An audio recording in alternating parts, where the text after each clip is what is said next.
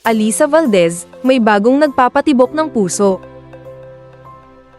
Totoo nga ba ang mga kumakalat na chika, na di umano'y may bago nang nagpapakilig sa puso ng timaguriang phenom of Philippine volleyball, na si Alyssa Valdez?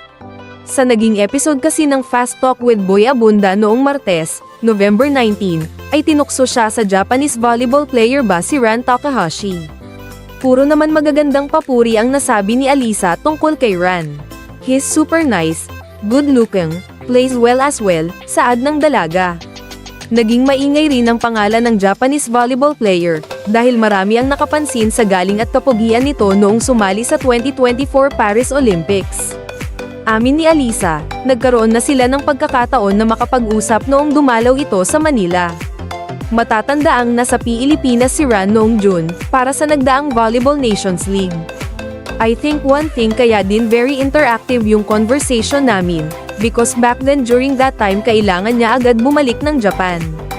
And he wanted to show his love for all the fans, kasi hindi niya po natapos yung mga games niya dito sa Manila, say ni Alyssa.